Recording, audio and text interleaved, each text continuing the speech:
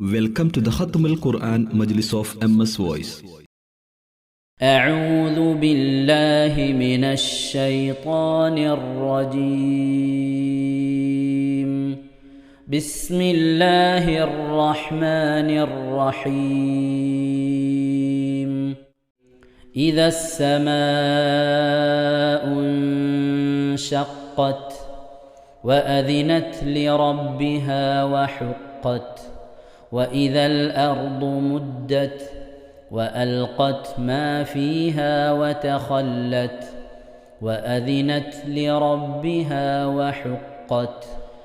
يا أيها الإنسان إنك كادح إلى ربك كدحا فملاقيه.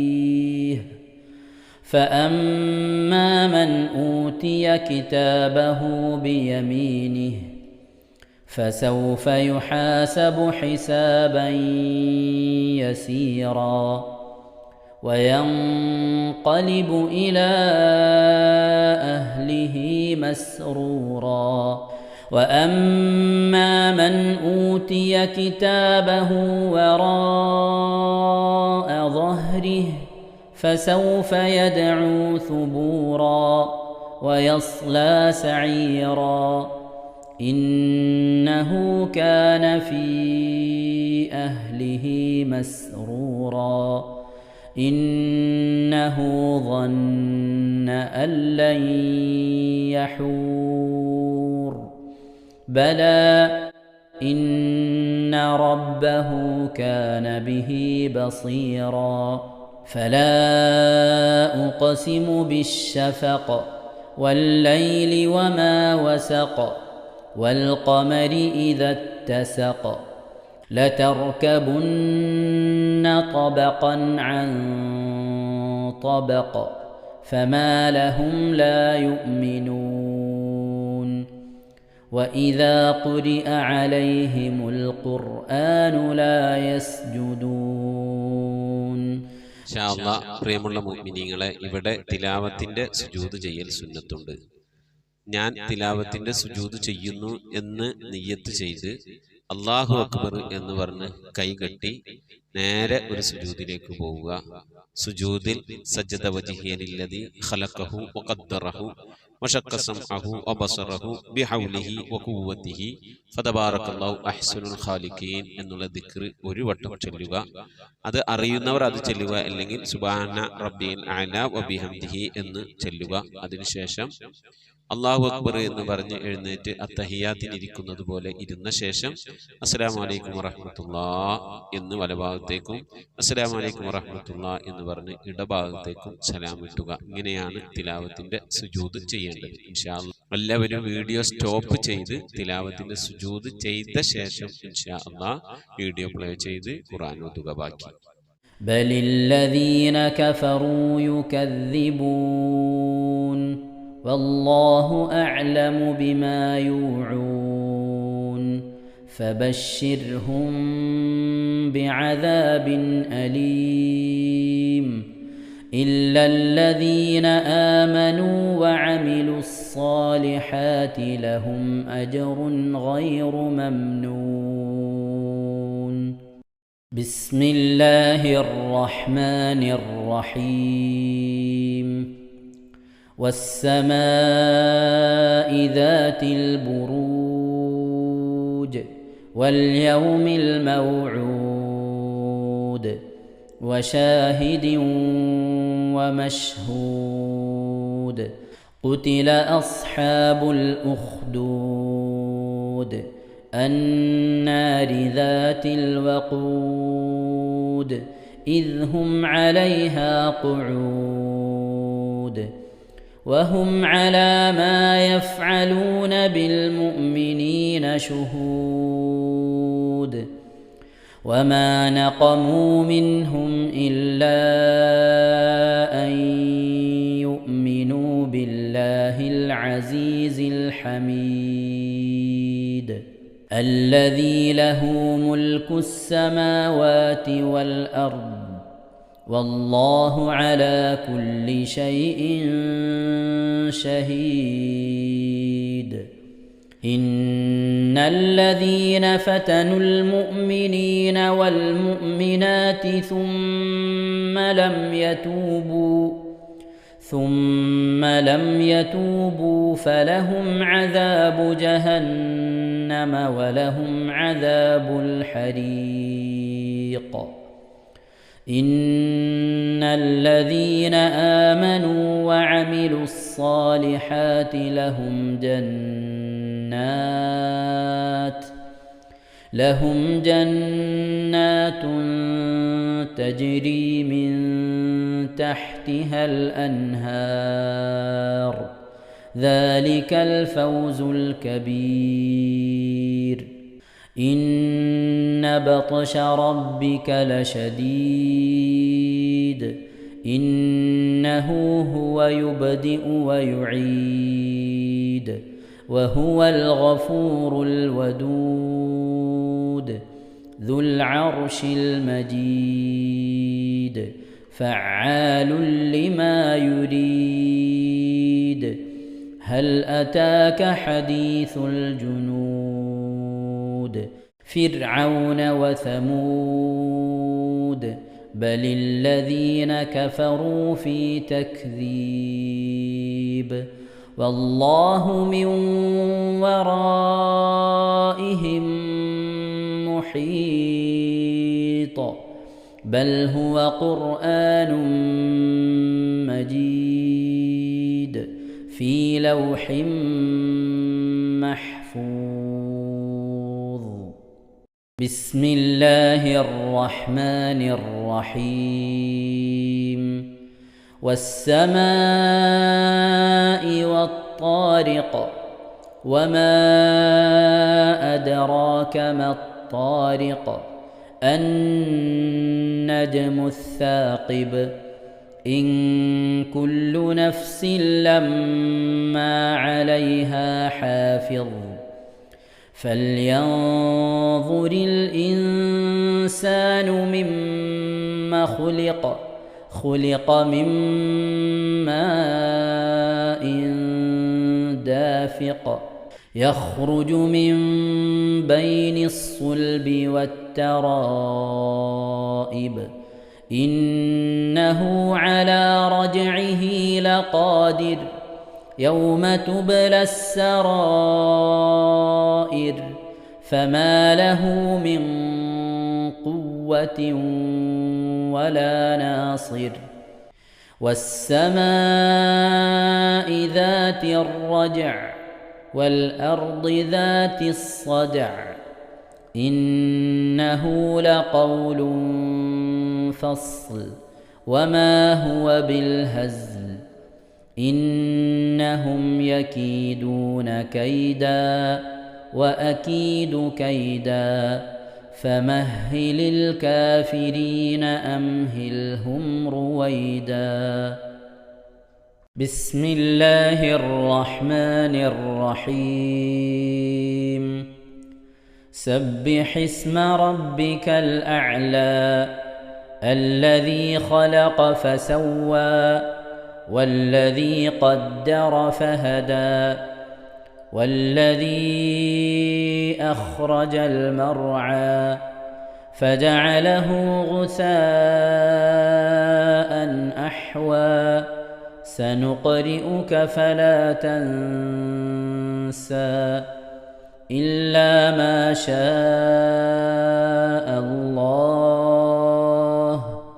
إنه يعلم الجهر وما يخفى ونيسرك لليسرى فذكر إن نفعت الذكرى سيذكر من يخشى ويتجنبها الأشقى الذي يصلى النار الكبرى ثم لا يموت فيها ولا يحيا قد أفلح من تزكى وذكر اسم ربه فصلى بل تؤثرون الحياة الدنيا والآخرة خير وأبقى إن هذا لفي الصحف الأولى صحف إبراهيم وموسى بسم الله الرحمن الرحيم هل أتاك حديث الغاشية وجوه يومئذ خاشعة عاملة ناصبة تصلى نارا حامية تسقى من عين آنية ليس لهم طعام إلا من ضريع لا يسمن ولا يغني من جوع وجوه يومئذ ناعمة لسعيها راضية في جنة عالية لا تسمع فيها لاغية فيها عين جارية فيها سرر مرفوعة وأكواب موضوعة ونمارق مصفوفة وزرابي مبثوثة أفلا ينظرون إلى الإبل كيف خلقت وإلى السماء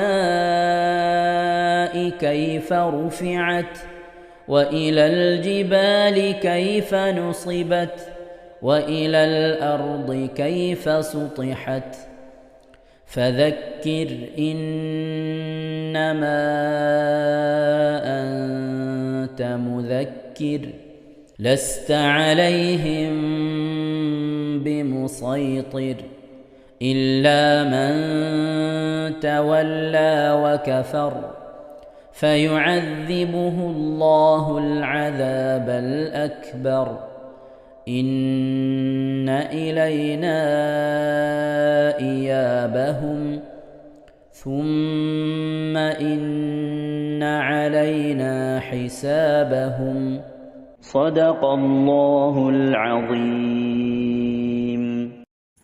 അള്ളാഹു സുബ്ഹാനഹു വതആല നാം ഓതിയതായ പരിശുദ്ധമായ ഖുർആൻ ഷരീഫിനെ നമ്മിൽ നിന്ന് സ്വീകരിക്കട്ടെ. എന്തെങ്കിലും പാകപ്പോഴുള്ളൊക്കെ വന്നുവെങ്കിൽ അള്ളാഹു വിട്ടുപുറത്ത് മാപ്പാക്കി നൽകി അനുഗ്രഹിക്കട്ടെ.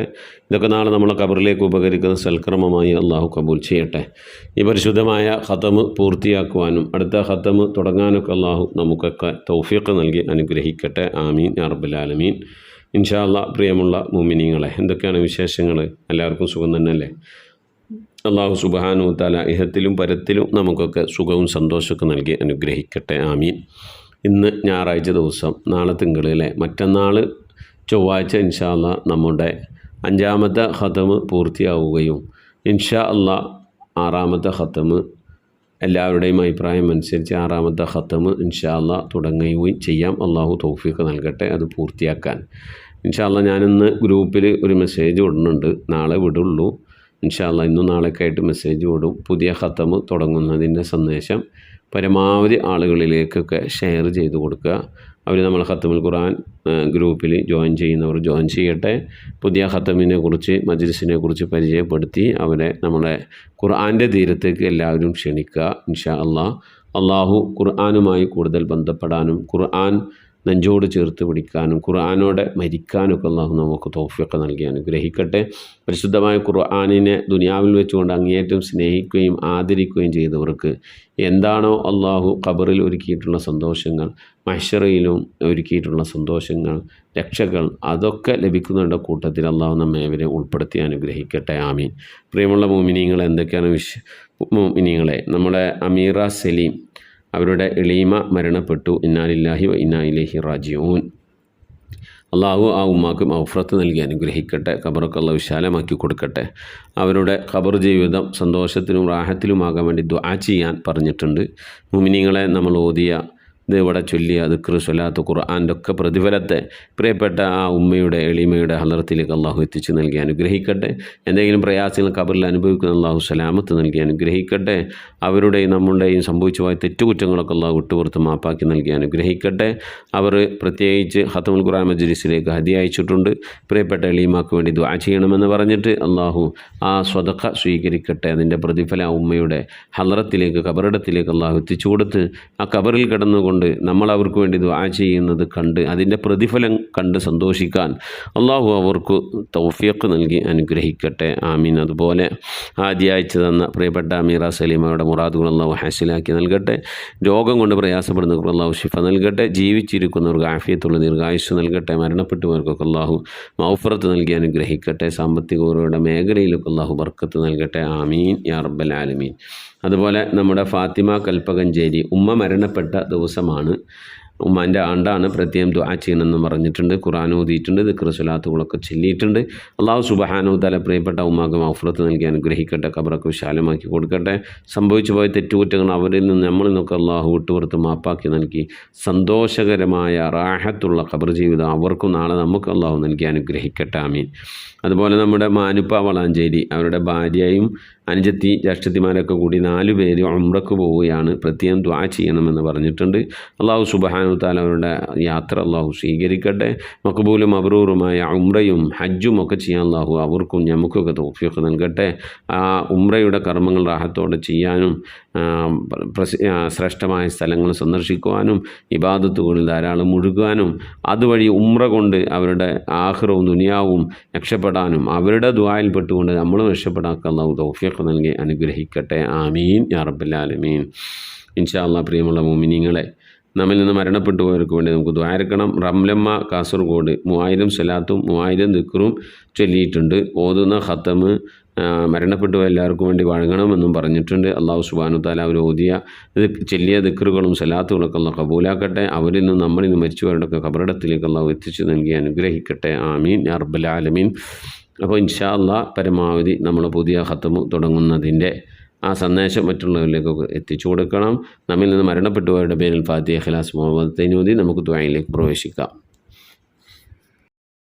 إلى حضرة نبينا سيدنا وشفينا وحبيبنا ومنجينا ومرشدنا وهادينا محمد صلى الله عليه وسلم. الفاتحة. أعوذ بالله من الشيطان الرجيم. بسم الله الرحمن الرحيم. الحمد لله رب العالمين الرحمن الرحيم مالك يوم الدين. إياك نعبد وإياك نستعين.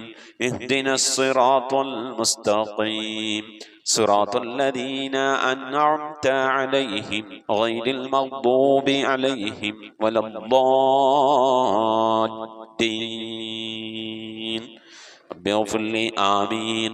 بسم الله الرحمن الرحيم. قل هو الله أحد الله الصمد لم يلد ولم يولد ولم يكن له كفوا أحد. بسم الله الرحمن الرحيم. قل هو الله أحد الله الصمد لم يلد ولم يولد ولم يكن له كفوا أحد. بسم الله الرحمن الرحيم. قل هو الله أحد الله الصمد لم يلد ولم يولد ولم يكن له كفوا أحد. بسم الله الرحمن الرحيم. قل أعوذ برب الفلق من شر ما خلق ومن شر غاسق إذا وقب ومن شر النفاثات في العقد ومن شر حاسد إذا حسد. بسم الله الرحمن الرحيم. قل أعوذ برب الناس ملك الناس إله الناس من شر الوسواس الخناس الذي يوسوس في صدور الناس من الجنة والناس. آمين. الحمد لله الحمد لله الحمد لله رب العالمين. اللهم صل على سيدنا محمد وعلى آل سيدنا محمد. اللهم صل على سيدنا محمد الفاتح لما أغلق والخاتم لما سبق ناصر الحق بالحق والهادي إلى صراطك المستقيم وعلى آله حق قدره ومقداره العظيم. പടച്ചവനെ ലോകരക്ഷിതാവായ അർഹമുറാഹിമായ അല്ലാഹ്, ഞങ്ങൾ ഓതിയതായ പരിശുദ്ധമായ ഖുർആൻ ശരീഫിനെ നീ സ്വീകരിക്കണേ റഹ്മാനെ. അല്ലാഹുവേ, ഞങ്ങൾ ഓതിയ എല്ലാ സൂറത്തുകളും നീ കബൂലാക്കണേ റഹ്മാനെ. അല്ലാഹു, ഞങ്ങൾ ദിക്ർ ചെല്ലുന്നുണ്ട്, ഞങ്ങൾ സ്വലാത്ത് ചെല്ലുന്നുണ്ട്, മറ്റു സൽക്കർമ്മങ്ങളൊക്കെ ഞങ്ങൾ ചെയ്യുന്നുണ്ട്. അല്ലാഹുവേ, ഞങ്ങളെല്ലാ സൽക്കർമ്മങ്ങളും നീ കബൂലാക്കണേ അല്ലാ. പ്രത്യേകിച്ച് ഞങ്ങൾ ഓതുന്നായ ഖത്മുൽ ഖുർആൻ നീ കബൂലാക്കണേ റഹ്മാനെ. അല്ലാഹുവേ, ഈ ഖത്മ പൂർത്തിയാക്കാനുള്ള തൗഫീഖ് നൽകണേ അല്ലാ. ഞങ്ങൾ ഓതുന്നായ പരിശുദ്ധമായ ഖുർആൻ ശരീഫിൽ എന്തെങ്കിലും പാകപ്പിഴകളൊക്കെ വന്നു വിട്ടുപുറത്ത് മാപ്പാക്കണേ അല്ലാ. ഖുർആന്റെ അഹ്ലുകാലിൽ ഞങ്ങളെ നീ ഉൾപ്പെടുത്തി അനുഗ്രഹിക്കണേ റഹ്മാനെ. അല്ലാഹുവേ, ഹാഫിദ് ഉസ്താദിന്റെ കൂടെ പരിശുദ്ധമായ ഖുർആൻ ഓതി ഖത്മ തീർക്കുന്നത് അല്ലാഹുവേ തെറ്റുകൂടാതെ നിന്റെ പരിശുദ്ധമായ കലാമ് പാരായണം ചെയ്യണമെന്നുള്ള ആഗ്രഹം കൊണ്ടാണ്. അല്ലാഹു, നീ കബൂലാക്കണേ അല്ലാ.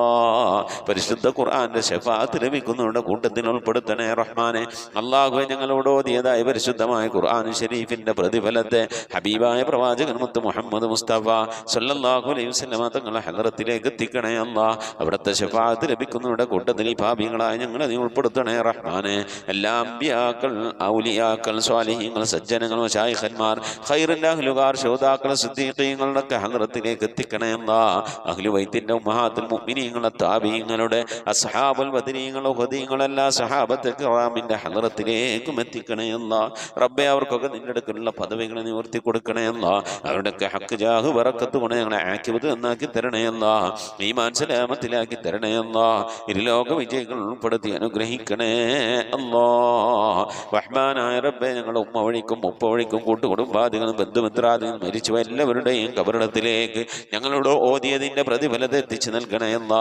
ഞങ്ങളെ മഹല്ലത്തുകൾ, ഞങ്ങളെ നാടുകൾ, പള്ളിക്കാടുകൾ, എന്ത് വിശ്രമം കൊള്ളുന്നവരുടെയൊക്കെ കബറിടത്തിലേക്ക് എത്തിക്കണേ റഹ്മാനെ. അല്ലാഹുവേ, ഞങ്ങളെ സ്നേഹിച്ചവർ, സഹായിച്ചവർ, ഭക്ഷണം നൽകിയവർ, വസ്ത്രം നൽകിയവർ, ഹദിയ നൽകിയവർ, ഞങ്ങളെ അഭ്യുദയകാംക്ഷികൾ, ഞങ്ങളുടെ നന്മയ്ക്ക് വേണ്ടി ആഗ്രഹിക്കുന്നവർ, പ്രാർത്ഥിക്കുന്നവർ, അങ്ങനെ ഒരുപാട് ആളുകൾ ഞങ്ങളുമായി ബന്ധപ്പെട്ടവർ റബ്ബേ പലവരും മരിച്ചു പോയിട്ടുണ്ടല്ലോ. ഈ ഖത്മുൽ ഖുർആൻ മജ്ലിസ് തുടങ്ങി അന്ന് മുതൽ ഇന്ന് വരെ ഇതിൽ പങ്കെടുത്തവർ, ഇതുമായി ബന്ധപ്പെട്ടവർ, മരണപ്പെട്ടു പോയ എല്ലാവർക്കും നീ മഗ്ഫിറത്ത് നൽകണേ റബ്ബേ. അവരുടെയൊക്കെ കബറിടത്തിലേക്ക് ഇതിന്റെ പ്രതിഫലത്തെ എത്തിച്ചു നൽകണേ അല്ലാ. എൻ്റെ ഉപ്പ മരണപ്പെട്ടു പോയിട്ടുണ്ട്, ഉപ്പ മരിച്ചു പോയിട്ടുണ്ട് അല്ലാഹുവേ. സഹോദരൻ മരണപ്പെട്ടു പോയിട്ടുണ്ട്, ഉമ്മ മരിച്ചു പോയിട്ടുണ്ട്, അമ്മാശൻ മരണപ്പെട്ടു പോയിട്ടുണ്ട്. അങ്ങനെ റബ്ബേ കൂട്ടുകുടുംബാദികൾ, ബന്ധുമിത്രാദികളിൽ നിന്നും അല്ലാഹുവേ എന്നിൽ നിന്നും ഈ ദുആക്ക് ആമീൻ പറയുന്നവരിൽ നിന്നും ആരൊക്കെ മരിച്ചു പോയിട്ടുണ്ട് അവരുടെയൊക്കെ കബറിടത്തിലേക്ക് പ്രത്യേകം നീ എത്തിക്കണേ റഹ്മാനെ. ഇതിൻ്റെയൊക്കെ പ്രതിഫലം കണ്ടുകൊണ്ട് ആ കബറിൽ കിടന്ന് സന്തോഷിക്കാൻ അവർക്കൊക്കെ നീ തൗഫീഖ് നൽകണേ അല്ലാ. റഹ്മാനായ റബ്ബേ, നിന്റെ മഹലുബദൽ കൊണ്ട് അല്ലാ, നിന്റെ അമ്പിയാക്കളുടെ, ഔലിയാക്കളുടെ, സ്വാലിഹീങ്ങളൊക്കെ ബറക്കത്ത് കൊണ്ട് ഞങ്ങളെ ആക്കിബത്ത് നന്നാക്കി തരണേ അല്ലാ. ഈമാൻ സലാമത്തിലാക്കി തരണേ അല്ലാ. റബ്ബേ, ഞങ്ങളെ ദോഷങ്ങളൊക്കെ വിട്ടുപുറത്ത് മാപ്പാക്കി തരണേ അല്ലാ. ഞങ്ങളെ കുടുംബജീവിതം നന്നാക്കി തരണേ റഹ്മാനെ. അല്ലാഹു, ഞങ്ങളെ സാമ്പത്തികവരുടെ മേഖല ഒക്കെ നന്നാക്കി തരണേ അല്ലാ. മഈശത്തിന്റെ മേഖലയിൽ ബർക്കത്ത് നൽകണേ അല്ലാ. വിദേശത്തും സ്വദേശത്തൊക്കെ ജോലി ചെയ്യുന്ന മക്കളുണ്ട്, ഭർത്താക്കന്മാരുണ്ട്, അല്ലാഹുവേ സഹോദരങ്ങളുണ്ട്, അല്ലാ സഹോദരിമാരുണ്ട്. ജോലി ചെയ്യുന്നവരുടെ ജോലികളിലൊക്കെ ബർക്കത്ത് നൽകണേ അല്ലാ. ധാരാളം സക്കാത്തും സദഖയും ഹദിയകളും ഒക്കെ കൊടുക്കാൻ ഉതകുന്ന രീതിയിലുള്ള സാമ്പത്തിക അഭിവൃദ്ധി നൽകി അനുഗ്രഹിക്കണേ അല്ലാ. റഹ്മാനായ റബ്ബേ, നിന്റെ മഹലുബദലിനെ കടം കൊണ്ടൊക്കെ വിഷമിക്കുന്നവരുണ്ടൊക്കെ വീട്ടാനുള്ള തൗഫീഖ് നൽകണേ റബ്ബേ. മക്കളില്ലാതെ വിഷമിക്കുന്നവരുണ്ട്, സ്വാലിഹീങ്ങളായ മക്കളെ നൽകണേ അല്ലാ. വിവാഹം നടക്കാതെ സങ്കടപ്പെടുന്നവരുണ്ട്, ഖൈറായ ഇണകളെ നൽകി അനുഗ്രഹിക്കണേ അല്ലാ. സ്ഥിരമായി ജോലിയില്ലാതെ വിഷമിക്കുന്നവരുടെ റാഹത്തായി ജോലി നൽകണേ അല്ലാ. മാന്യമായ ശമ്പളം നൽകണേ അല്ലാ. റഹ്മാനായ റബ്ബേ, ഞങ്ങളെ മക്കളെയൊക്കെ നന്നാക്കി തരണേ അല്ലാ. റബ്ബേ, പല സന്ദർഭങ്ങളിൽ ദുആ കൊണ്ട് വസിയ്യത്ത് ചെയ്തിട്ടുള്ള എൻ്റെ പ്രിയപ്പെട്ട ഉപ്പമാർ, ഉമ്മമാർ, സഹോദരി സഹോദരന്മാർ, അല്ലാഹു എല്ലാവരുടെയും മുറാദുകളെ ഹാസിലാക്കി നൽകണേ അല്ലാ. ഞങ്ങളിലുള്ള രോഗികളുടെ രോഗങ്ങൾക്ക് ശിഫ നൽകണേ അല്ലാ. നിന്റെ താഴത്തിലും വരുത്തത്തിലുമായിട്ടുള്ള ദീർഘായുസ് നൽകി അനുഗ്രഹിക്കണേ റഹ്മാന്. അള്ളാഹു ഞങ്ങളെ മാനസിക ശാരീരിക സാമ്പത്തിക പ്രയാസങ്ങളൊക്കെ നീ റാഹത്തിലാക്കണേ അല്ലാ. അള്ളാഹു ഞങ്ങളെ വീടുകളിൽ സന്തോഷം നൽകണേ അല്ലാ.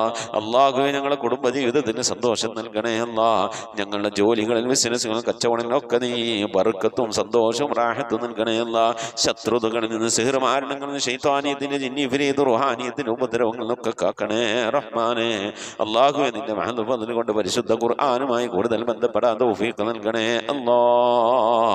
അള്ളാഹുവെ മഖ്ബൂലും മബ്റൂറുമായ ഹജ്ജും ഉംറയും മർളിയായി സിയാറത്തൊക്കെ ചെയ്യാനുള്ള തൗഫീഖ് നൽകണേ അല്ലാ. ഉംറക്ക് പോകാൻ ഹജ്ജിന് പോകാനൊക്കെ വേണ്ടി ദുആ വസിയത്ത് ചെയ്താണ് കബൂലാക്കണേ റഹ്മാനെ. റബ്ബെ മരിക്കുന്നതിന് മുമ്പ് ഹബീബായ പ്രവാചകൻ മുത്ത് മുഹമ്മദ് മുസ്തഫ സല്ലല്ലാഹു അലൈഹി വസല്ലം തങ്ങളുടെ വജൂഹ് ശരീഫ് കണ്ടുകൊണ്ട് സന്തോഷിച്ച് സ്വർഗം കണ്ട് ലാ ഇലാഹ ഇല്ലല്ലാഹ് എന്ന കലിമത്തു തൗഹീദ് ഉച്ചരിച്ചുകൊണ്ട് ഒരു വെള്ളിയാഴ്ച രാവിലെ ഒരു വെള്ളിയാഴ്ച പകലിലോ അതല്ലെങ്കിൽ പുന്നാര ഹബീബി ദുനിയാവിൽ നിന്ന് ഇവിടെ പറഞ്ഞ തിങ്കളാഴ്ച രാവിലോ ഈ ദുനിയാവിൽ നിന്ന് റാഹത്തോടെ സന്തോഷത്തോടെ ഇവിടെ പറയാനുള്ള തൗഫീഖ് നൽകണേ അല്ലാ. ഞങ്ങളെ സക്രാത്ത് എളുപ്പമാക്കി തരണേ അല്ലാ. മരണം നന്നാക്കി തരണേ അല്ലാ. സ്വാലിഹീങ്ങളെ ദുനിയാവിൽ നിന്ന് വിട പറയും പോലെ വിട പറയാനുള്ള മഹാഭാഗ്യം നൽകണേ അല്ലാ. ബിഹഖി മുഹമ്മദിൻ സല്ലല്ലാഹു അലൈഹി വസല്ലം വാലി മുഹമ്മദിൻ സല്ലല്ലാഹു അലൈഹി വസല്ലം വസ്വഹാബി മുഹമ്മദിൻ സല്ലല്ലാഹു അലൈഹി വസല്ലം. റബ്ബനാ ആതിനാ ഫിദ്ദുനിയ ഹസനതൻ വഫിൽ ആഖിറതി ഹസനതൻ വഖിനാ അദാബന്നാർ. റബ്ബനാ ഇഗ്ഫിർ ലനാ വർഹംനാ വലിവാലിദീനാ വലിമൻ മാതു മിന്നാ വലിമൻ ദഫനു വലമസാജിദനാ യാ ഗാഫിറൽ മുദ്നിബീൻ. ആമീൻ ബിറഹ്മതിക യാ أرحم الراحمين. صلى الله تعالى وسلم على خير خلقه سيدنا محمد وآله وصحبه أجمعين. سبحان ربك رب العزة عما يصفون وسلام على المرسلين والحمد لله رب العالمين بفضله. صلى الله على محمد صلى الله عليه وسلم. صلى الله على محمد صلى الله عليه وسلم. اللهم صل على محمد يا رب صل عليه وسلم وصل على جميع الأنبياء المرسلين والحمد لله رب العالمين. آمين. وصيكم بالدعاء. السلام عليكم ورحمة الله وبركاته.